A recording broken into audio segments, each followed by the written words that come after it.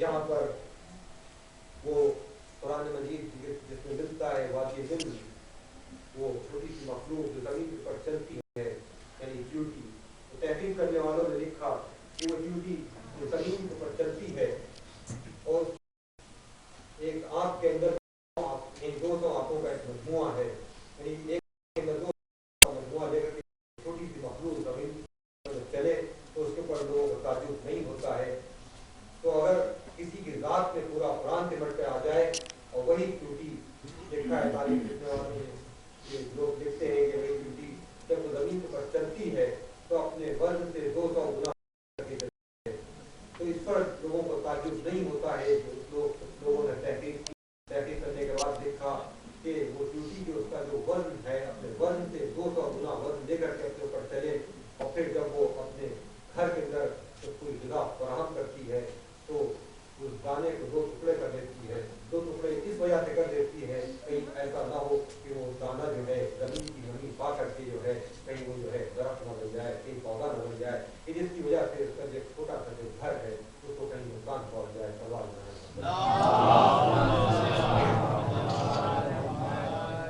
और वही खाने का हुआ कि जिसके अंदर वो हजर अस्वद हज करने जाते हैं, जानते हैं हजर अस्वद है क्या,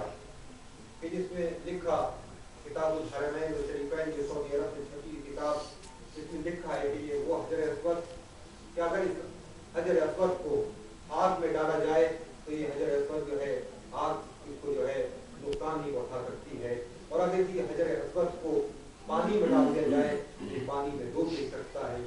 तो अजीजों, आपने गौर नहीं किया जब एक पत्थर जो अल्लाह की तरफ से मंसूब हो जाए अगर उसको आग में डाला जाए और उसको आग नुकसान न पहुंचाए, तो अगर हम और आप लोग भी किसी का नाम ले करके उसी आग के ऊपर चलने लगे और अगर हमारे कदम न जले तो इसको कौन सी खास बात है, कौन सी तारीफ की बात है। और फिर वही हजर अस्वद जिसको इतिहास में अल्लाह ने किसी ने लिखा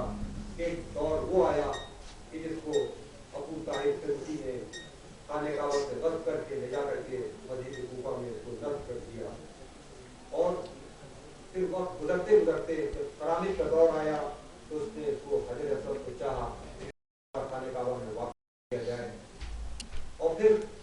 ये ज़माना वो ज़माना था कि जब हमारे आपके यानी 12वें इमाम का दौर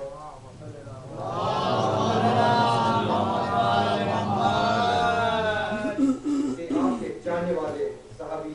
जिनका नाम मिलता है कि इब्न फैरोया,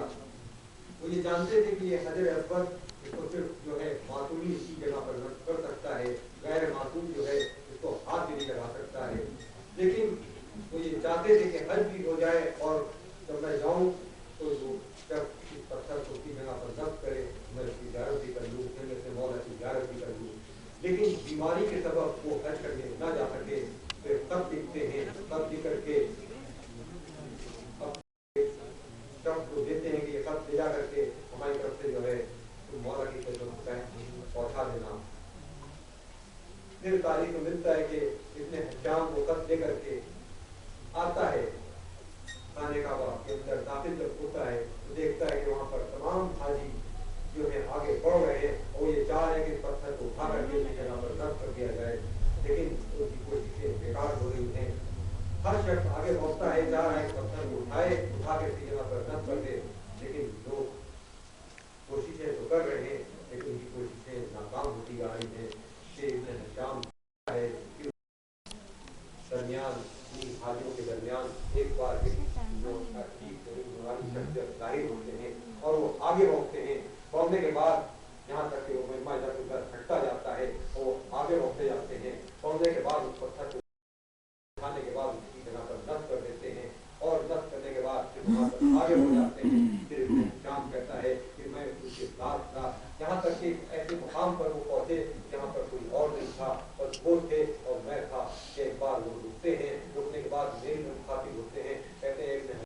खत तो लाओ कि मेरे चाहने वाले ने मुझको भेजा है। बस मैंने वो खत दे करके मौला के हवाले किया और मौला ने उसको बिना पढ़े हुए कह दिया कि जा करके मेरे चाहने वाले ने कह देना कि खुदा वंदे आलम ने उसकी भी दूर भी कर दिया है और बल्कि उसकी उम्र में इजाफा भी कर दिया है, क्योंकि पढ़ा भी है।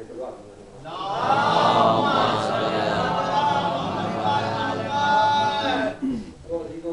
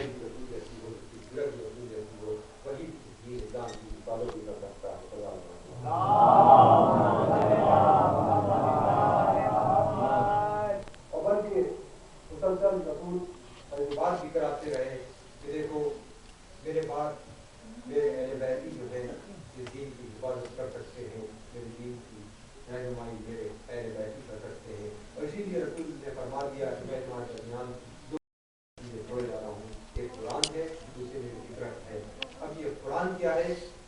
کہ جو قرآن یہ دعویٰ کرتا ہے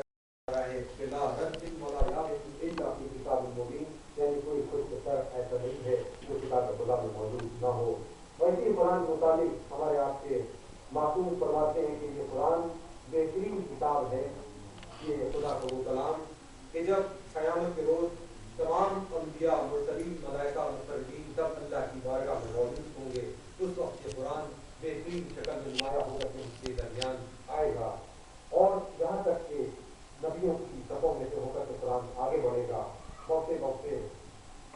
پھر اور آگے بڑھے گا، یہاں تک کہ جس سے نبی ہیں وہ سوچیں گے شاید کہ ہم نے کوئی نبی ہے، پھر اور آگے بڑھے گا، موقع موقع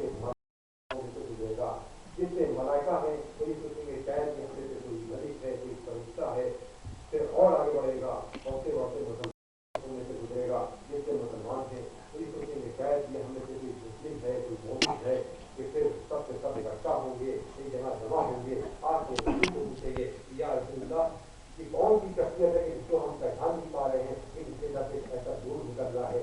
کہ اس بار رسول فرمائیں گے کہ یہ خدا کا وہ کلام ہے، پھر اس کو خدا نے زمین کو اوپر سنتے چلا کر کے بھیجا، پھر اس کے اندر خدا کے تمام وہ بتائے رسول قوانین جو ہیں اس کے اندر جو درج ہے یہ وہ خدا کی کتاب ہے۔ بس قرآن اور آگے بڑھے گا، موقع موقع پر یہ سجدے میں گر جائے گا، ایک بار آواز آئے گی اے میرے السلام جو اپنا سر بلند کر، لیکن ہر بات قبول کی جائے گی، بس ایک بار قرآن جو ہے سجدے سے سر کو اپنے بلند کرے گا اور بارگاہ الہی میں عرض کرے گا یہ بار نام تیرا وہ کلام تھا کہ تم نے مجھ کو حجت بنا کر زمین پر نازل کیا، اور ایک گروہ نے اس کو مانا اور ایک گروہ نے اس کی تصدیق کی، بس ایک بار آواز آئے گی مجھ کو میری عزت اور جلال کی ختم، جن لوگوں نے تیرے اندر میرے بتائے جو تمام اصول تھے جن لوگوں نے اس کو مانا ان کے لیے تو بہترین جزا ہے، لیکن جن لوگوں نے اس کی تصدیق کی ان کے لیے بدترین جو ہے عذاب ہے۔ صلی اللہ علیہ وسلم۔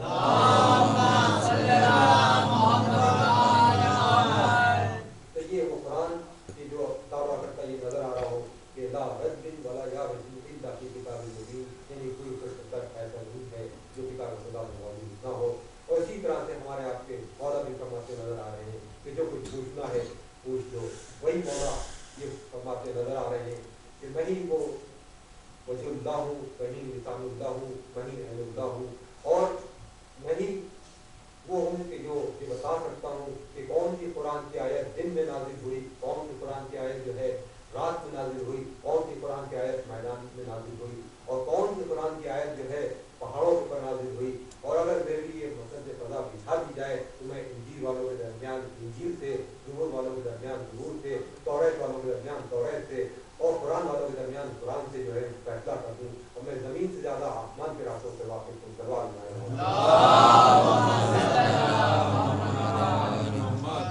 تو یہ وہ علی ہیں کہ جو ساری کائنات کا علم رکھتے ہیں، اور اسی لیے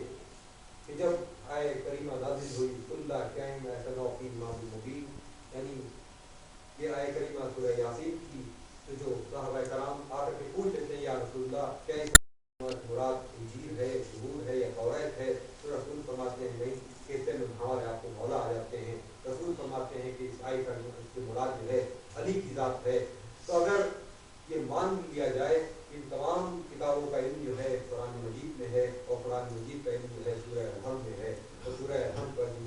کی علم ہے وہ بسم اللہ الرحمن الرحیم میں ہے، اور جو کچھ بسم اللہ الرحمن الرحیم میں ہے تو اس کے پیچھے نقطہ جو ہے وہ ہمارے آپ کو مولا موجود ہے۔ اب اس پر بھی لوگ یہ تعجب کر بیٹھتے ہیں، لوگ اعتراض کر دیتے ہیں کہ یہ کیسے ممکن ہو سکتا ہے کہ جو اتنا بڑا علم ہو، یعنی پورا سمٹ کر قرآن میں آ جائے،